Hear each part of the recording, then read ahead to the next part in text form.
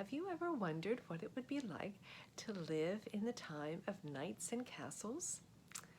Well, I had an opportunity to meet an author several years back at the Carnegie Library in Pittsburgh. His name was Jon Scieszka, and he wondered just that. But he has quite the sense of humor about his books. You might be more familiar with his Stinky Cheese Man or the true story of the Three Little Pigs, but he also wrote a series about three boys who traveled back in time to different time periods.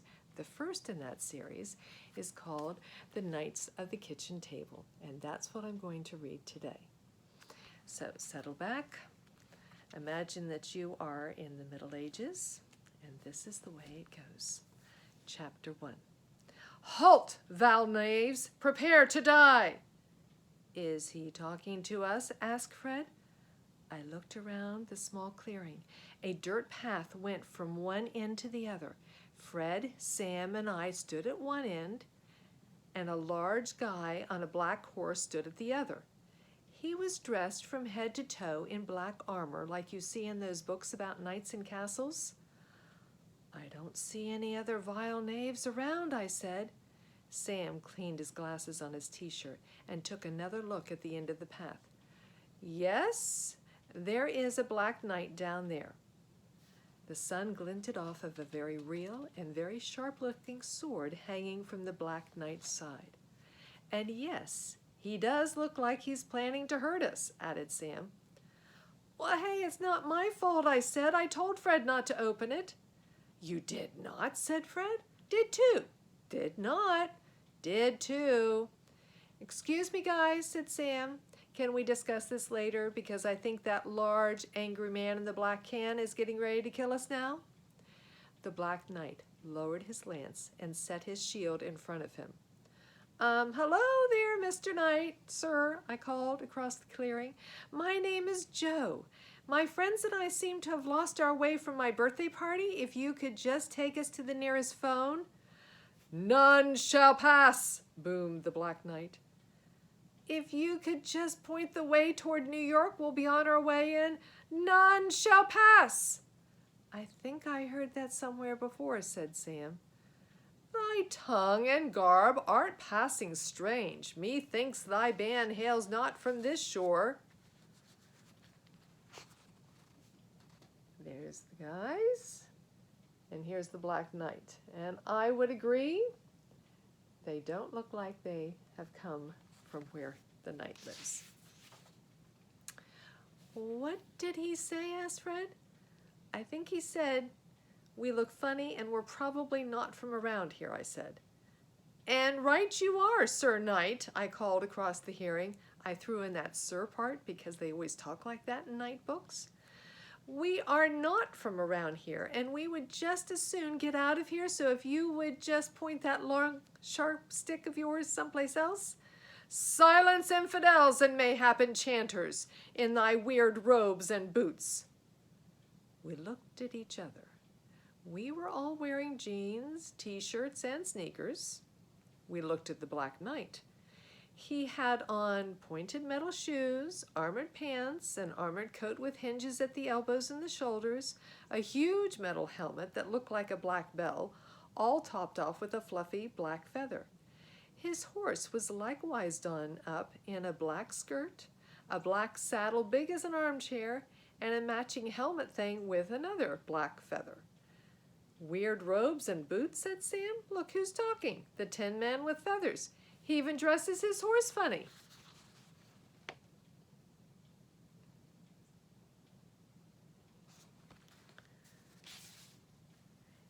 Enough of thy evil spells and chants, magicians. Prepare to die. I think I liked None Shall Pass better than that prepare to die stuff, said Sam. The Black Knight flipped down the visor on his helmet. Do something, said Fred. Like what? I said. Like say some magic words? The Black Knight spurred his horse into a trot. Please, thank you. No, not those magic words, you idiot. Real magic words, like the ones your Uncle Joe uses. Abracadabra? The horse was picking up speed. Hocus pocus, I shouted. Eeny, meeny, miny, mo. The Black Knight thundered toward us. His lance pointed directly at us. We were about to be killed more than 1,000 years before we were born. Chapter 2. But before the Black Knight arrives, maybe I should explain how 3 regular guys happen to find themselves facing death by Scieszka. It all started with my birthday party. My 2 best friends, Fred and Sam, were over at my house, and we were just sitting around the kitchen table doing birthday kind of things. You know, eating junk, drinking soda, looking at the baseball my sister gave me. My mom started scooping up wrapping paper to throw away. That's when Sam found the other present. "Hey, Joe, here's one you've missed." Sam held up a small rectangular present. It was wrapped in black and gold paper. "Who's it from?" My mom read the card and made a sour face. "Oh, it's your Uncle Joe." Yahoo! Uncle Joe was the best uncle anybody could have. He was a magician for a traveling circus, and his presents were always the best. Uncle Joe's stage name was Joe the Magnificent, and I was named after him. Before he went off the deep end, my mother would always add, "There is his Uncle Joe the Magnificent, and Joe down below." The card says, "Happy birthday, magician in training. Be careful what you wish for. You might get it."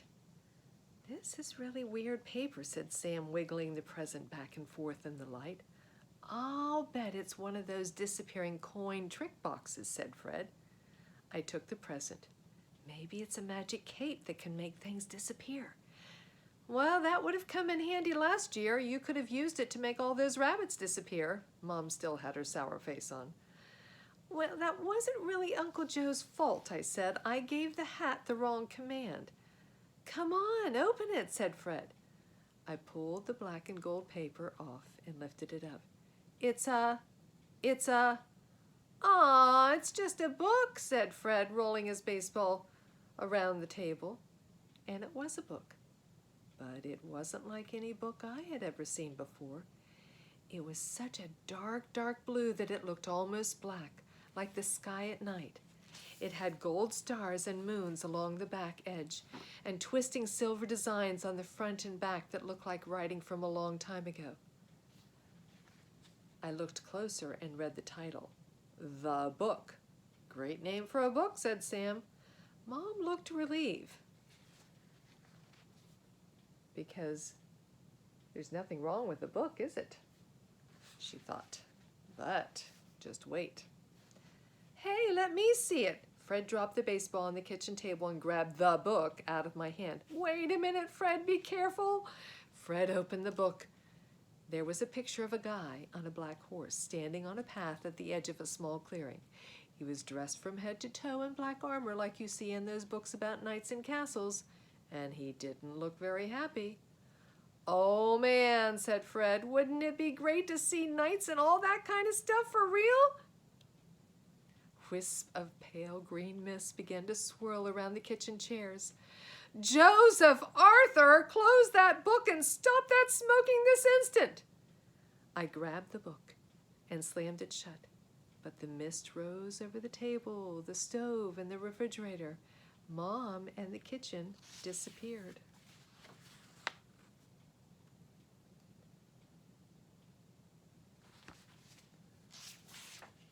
And for just a second, I got that feeling you get when you're dreaming and falling. Then the mist and the feeling was gone, and Fred and Sam and I were standing at the edge of the clearing.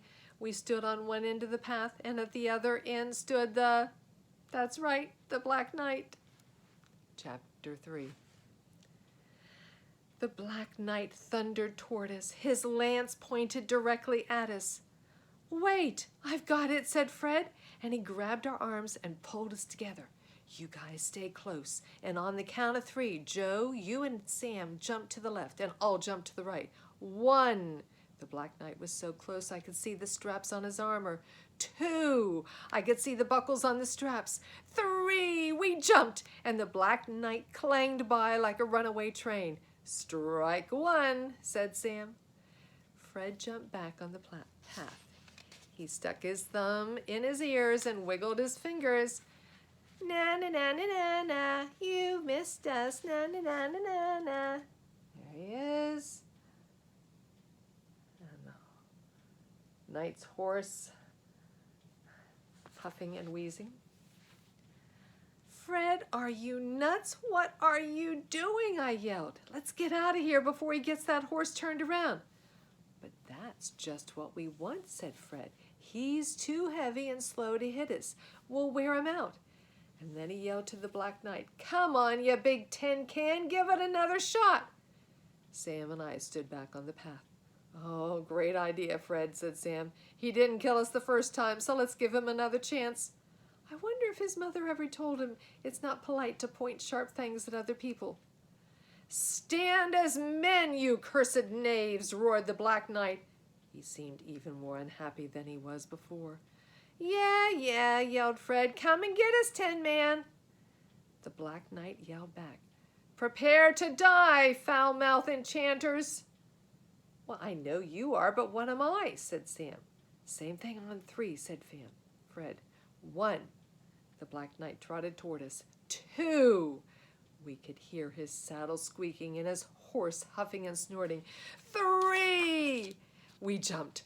The lance whistled through nothing but air. Strike 2, called Sam. 1 more ought to just about do it, said Fred, picking up a hefty stick. And then he yelled, your mother was a sardine can.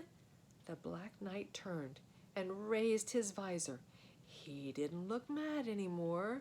He looked positively crazy. Demons, sorcerers, foul wizards, vanish not into the mist, stand and die. I really wish he would stop using that D word, said Sam. The Black Knight kicked his horse into a trot. 1, he aimed his lance at us once more. 2, his horse stumbled and wheezed. 3, and we jumped. The horse clumped slowly past us. The Black Knight waved his lance weakly over our heads, and Fred, he jumped up, swung his stick with all his might, and whacked the back of the Black Knight's helmet. Bong! The helmet rang like 1,000 church bells, and the Black Knight sat up straight, wobbled, and fell to the ground. Oh, that must have hurt.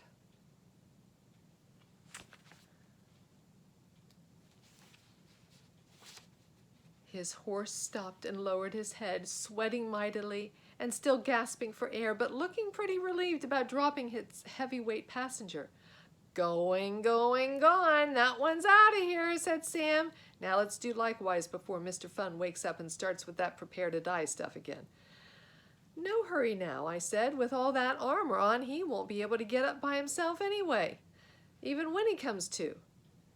Fred gave the fallen Black Knight another whack with his stick and planted a sneaker on his chest.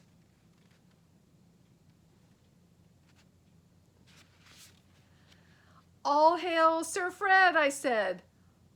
All hail Sir Eek, said Sam. Sir Eek? Sam pointed to the edge of the clearing. There were 3 more knights on horses with swords drawn, and they were galloping down the path toward us. Chapter 4. The 3 knights charged. 10 feet away, and they stopped. The lead knight, carrying a white shield with a red cross, raised a huge sword over his head and said, Hail, Sir Fred! Hail, Sir Fred, said the other 2 knights behind him. Oh, said Sam. Oh? Asked the tall knight with the red cross shield. He means we in greeting, Sir Knights. Are we glad to see you? I said. Oh, praise Jesu, but you, sirs, speak fair strange as thy dress. You must be a very strong magic to vanquish yon Black Knight with a mere oaken staff. The pile of armor wiggled a leg and moaned. For he has slewn many of our good knights of the Round Table. For real? The Round Table, I said. Aye. Know you of our fellowship? What did he say? Asked Fred. Have we ever heard of them? I whispered. And then I answered, Are you kidding? King Arthur and all that stuff? Of course we've heard of you guys. Kidding? Stuff? What saith he? Asked the red-crossed knight's friend. Methinks they know of us, whispered the tall one. Sure, I said. I've read all about you guys. The Sword and the Stone, Lancelot and Guinevere, Merlin the magician. Read? Thou reads the written word as Merlin does?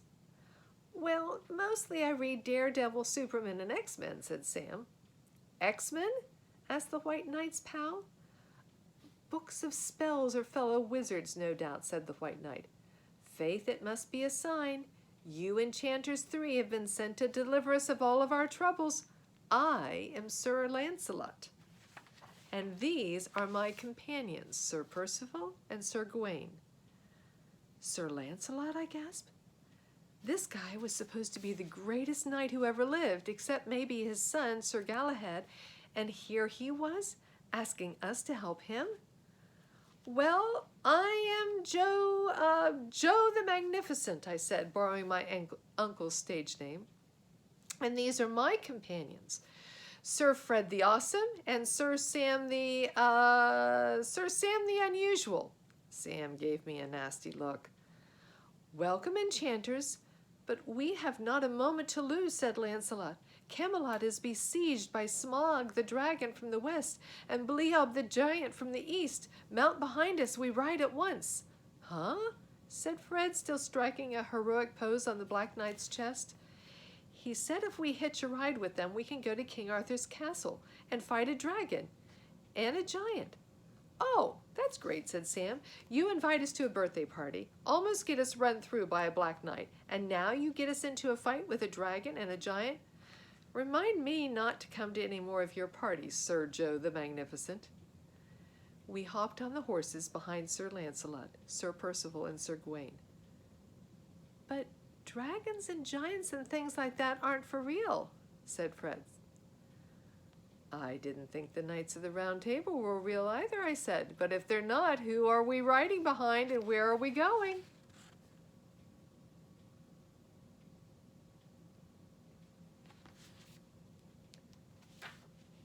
Chapter 5. Fred, Sam, and I stood in the middle of the great hall of Camelot. Torches sputtered on the stone walls that disappeared high in the darkness above. Knights and ladies dressed in robes and cloaks of all colors surrounded us. Dogs and little kids ran in and out of the crowd. Welcome, enchanters, said a tall, serious-looking fellow. It had to be King Arthur. Who else would be wearing a crown and sitting on a throne in the middle of Camelot? Sir Lancelot tells me thou hast rid us of that scourge, the Black Knight. How can we possibly show you our thanks? Oh, thankest you, your honor, I mean your sire, your majesty, I said in my best old-time English. That was mostly Sir Fred's work. Fred raised his stick and took a bow, and the crowd oohed and awed. Maybe you could help us out, sire, I said. See, we were in the middle of a birthday party at my house, and we'd like to get back before the ice cream melts. Do you think you could show us the way to New York? King Arthur slid his crown back and scratched his head. York? Yes, but New York? New York? Yeah, that's it, said Sam. The name ringeth no chimes. Merlin? Have you heard of this place, New York? An old guy in a long blue-black robe and a tall cone hat shuffled forward. He looked us over with his flashing green eyes that gave me the willies. I know not New York, but methinks these 3 be poor enchanters who cannot find their way home. The surrounding crowd murmured. Nasty old coot, whispered Fred. Who asked him to butt in? Maybe I should just give him a whack with my stick before he gives us any more trouble. Oh, another great idea from the mind of Sir Fred, whispered Sam. Hit the king's magician. I'm sure he won't mind. He'll probably reward us with a place to stay for the rest of our lives, like maybe a dungeon. I could see we were losing the crowd. I had to do something fast. "Oh, we're enchanters, all right," I said. "I am Sir Joe the Magnificent." The crowd oohed and awed. We had them back. Here's Merlin and inspecting the three boys. "Would you show us some small spell of enchantment for our amusement, Sir Joe the Magnificent?" asked Merlin. And then he stood there, giving us one of those looks teachers give you when they ask you a question they know you could never answer in a million years. "Oh, yes, please, show us a spell," said the lady sitting next to King Arthur, Queen Guinevere. How could I turn down the Queen? "Spell, you say?" My palms got sweaty while I stalled for time, trying to think.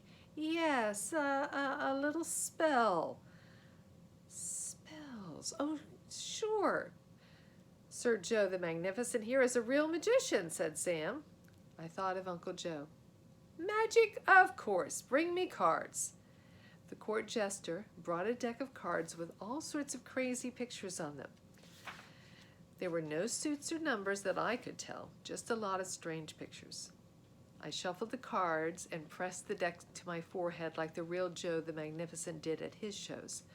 "Yes, I'm feeling the power of the cards now. Could I have a volunteer from the audience?"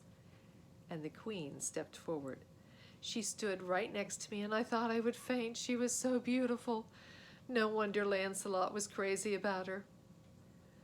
I reshuffled the cards and tried to concentrate on the trick.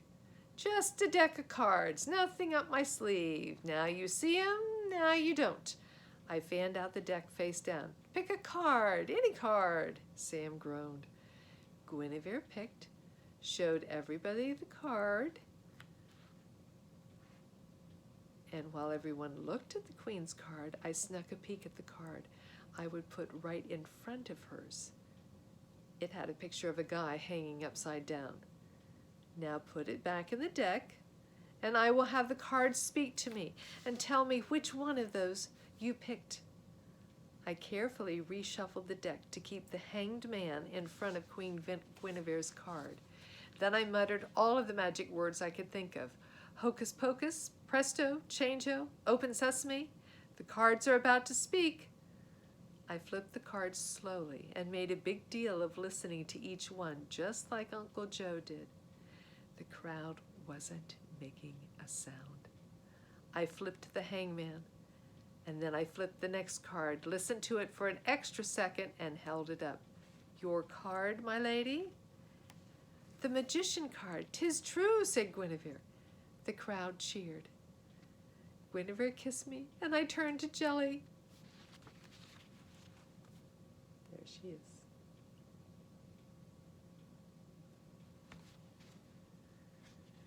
"Faith, sir, a fair little trick," croaked the killjoy Merlin. "But can you do a true enchantment, a spell to change a man to a frog, or to vanish in thin air?" The challenge was hanging there like a bad smell in a phone booth. The crowd went silent, waiting for our answer. And suddenly, a messenger burst through the doors at the far end of the great hall. Your Majesty, Bleob the giant is standing at the very castle door, and he demands 3 fair damsels to eat instantly." King Arthur looked worried. The fair damsels in the crowd, though, looked even worse than worried. And another messenger dashed in the hall, nearly running over the first. "Smog the dragon has been seen flying from the west. He will be at the castle walls in minutes." "Aha!" said Merlin in that evil teacher voice, and smiled again. "Here is the perfect test for our enchanters." "Go ahead, Fred. Hit him with your stick," said Sam. "At least we'll be safe from giants and dragons down in the dungeon." Fred lifted his stick. No, we can't do that," I said. "Well, what do you suggest we do, Mr. Magnificent?" said Sam. I looked at Merlin, then at Queen Guinevere. I think we should go and find out if dragons and giants are for real." And that's where I'll stop for the first section. Well, what do you think? Are dragons and giants for real? We'll find out in our next installment. Until then,